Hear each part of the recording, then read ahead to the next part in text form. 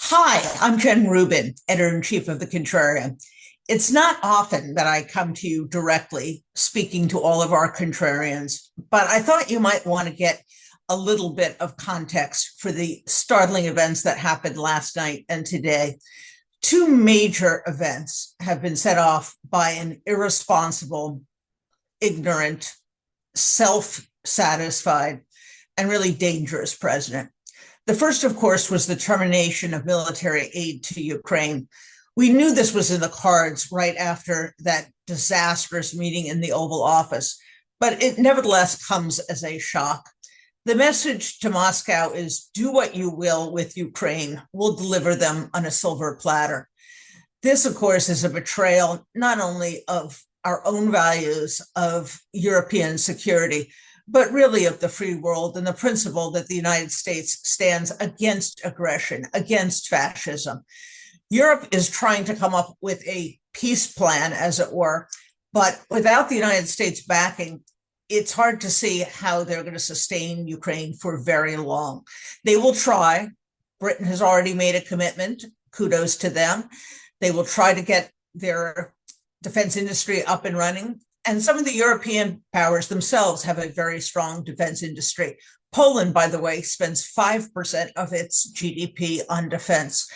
It nevertheless should not diminish the severity of this action, the wrongheadedness of the action, and really the humiliation that America experiences. Now, this would be bad enough if it were simply one terrible action. But combine that with the second, and that is the implementation of these draconian tariffs on China, Canada, and Mexico. Trump went ahead with them, and of course, Canada and China retaliated immediately. As of this taping, Mexico has not responded, but I expect they will. Prices will go up.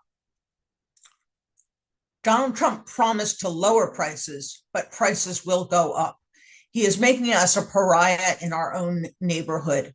We have an integrated economy, or we did, with Canada and Mexico. So this action potentially is detrimental to not only the United States, but to our two neighbors.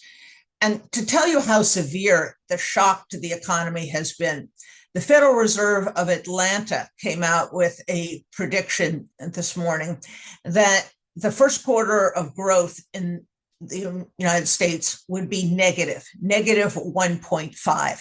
That's down from 2.8 positive growth just a month ago. That's all the time it took Donald Trump to wreck this economy.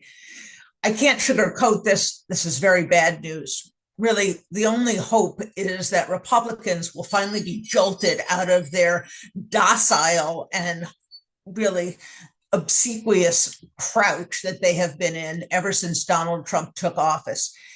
The economy is crashing. The world is at danger and is on a knife's edge. They need to find a spine. As for Democrats, they found their rallying cry. It's to defend freedom. It's to defend the economy.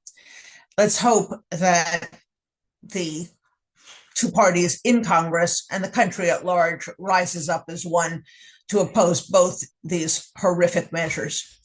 In any case, we will be here to put context, to put explanation, to put the best and the brightest experts in front of you. As always, we thank our contrarians. Without this, we could not do it. Thanks so much. We'll see you next time. Bye-bye.